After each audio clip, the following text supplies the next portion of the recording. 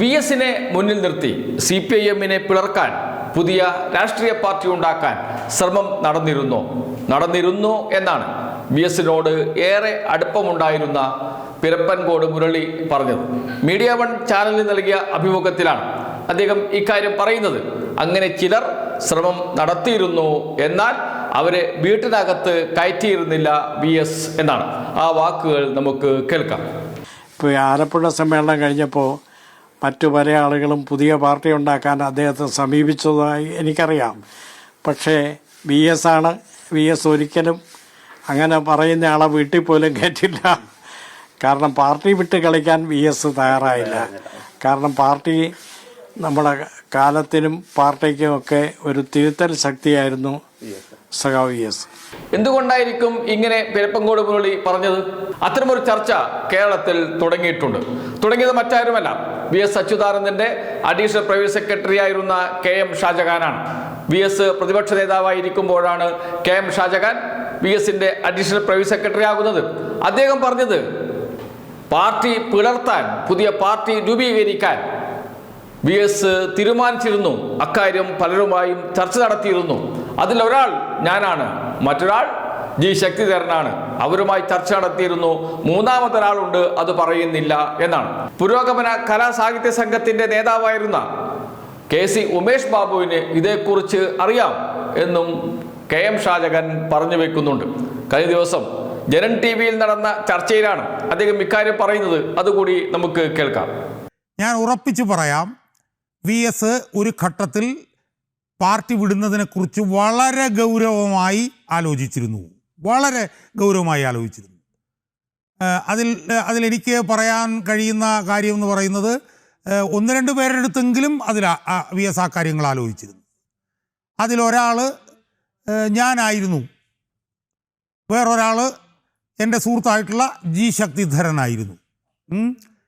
Party വിടുന്നതിനെക്കുറിച്ച് ഗൗരവമായി V S ഒരു ഘട്ടത്തിൽ ആലോചിച്ചിരുന്നു. അതിൻ്റെ 1-ാം ഘട്ടം എന്നുള്ള നിലയിലാണ് ജനശക്തി എന്ന് പറഞ്ഞ വാരിക തുടങ്ങാൻ തീരുമാനമാകുന്നത്. ആ ജനശക്തി വാരിക തുടങ്ങുന്നതിനുള്ള എല്ലാവിധ സഹായങ്ങളും ചെയ്തു തന്നത് വി എസ് തന്നെയാണ്. അതിൽ ആരും സംശയമാകും ഞങ്ങൾക്കില്ല. അത് ഏത് തരത്തിലൊക്കെ വി എസ് ഞങ്ങളെ സഹായിച്ചു എന്നുള്ളത് ഞാനിപ്പോൾ പറയുന്നില്ല. ഇനി എൻ്റെ സുഹൃത്തും എൻ്റെ ഗുരു ഒരാളുമായിട്ടുള്ള ശ്രീമാൻ KC ഉമേഷ് ബാബു അത് അസന്നിഗ്ധമായി ഒരു ഓഡിയോയിൽ എന്നോട് പറഞ്ഞിട്ടുണ്ട്. ഇത് KM ഷാജഹാന്റെ വാക്കുകളാണ്. ജനൻ TV-യിൽ നടന്ന ചർച്ചയിലാണ് KM ഷാജഹാൻ ഇങ്ങനെ പറഞ്ഞത്. എന്ന് വെച്ചാൽ പാർട്ടി രൂപീകരിക്കാനുള്ള നീക്കം നടന്നിരുന്നു, അതിൽ ആർക്കും തർക്കമില്ല.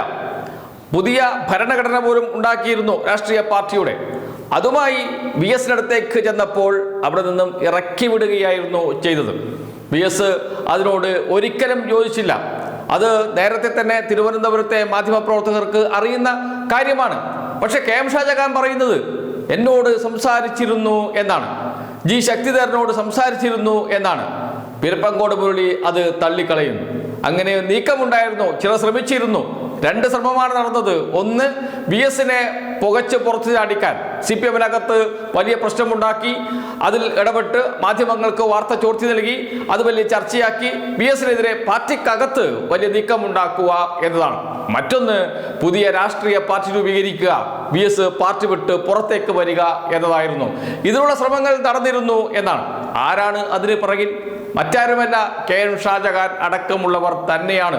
അതാണ് പിരപ്പൻകോട് മുരളി ഇപ്പോൾ വെളിപ്പെടുത്തിയിരിക്കുന്നത്. വി എസ് അറിയാതെ നടത്തിയ നീക്കങ്ങൾ, ഇവിടെ നടന്ന CPM-ൽ നടന്ന പല കാര്യങ്ങളും വി എസ് അറിയാതെ, വി എസിന് വേണ്ടി എന്ന് പറഞ്ഞ് KM ഷാജഹാനെ പോലെയുള്ളവർ നടത്തിയതാണ് എന്നതിന് ഇതാ പിരപ്പൻകോട് മുരളി അടിവരയിടുന്നു. അതുമാത്രമല്ല, അദ്ദേഹം മറ്റൊരു കാര്യവും കൂടി പറയുന്നുണ്ട്. അത് മറ്റൊരു ചാനലിൽ നൽകിയ ഇന്റർവ്യൂവിലാണ്.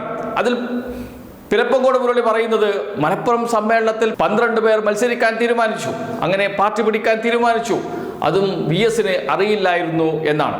അപ്പോൾ ആരാണ് അതിന് പിറകിൽ കളിച്ചത്? അത് പിരപ്പൻകോട് മുരളിക്കറിയാം.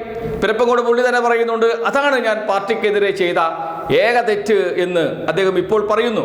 ആരാണ് അതിന് ചൂക്കാൻ പിടിച്ചത്? സ്വാഭാവികമായും KM ഷാജഹാനും കൂട്ടരും തന്നെയായിരിക്കണം. എന്ന് വെച്ചാൽ വി എസിനെ മുന്നിൽ നിർത്തി ഇവർ കളിച്ച ഒരു കളിയുണ്ട്.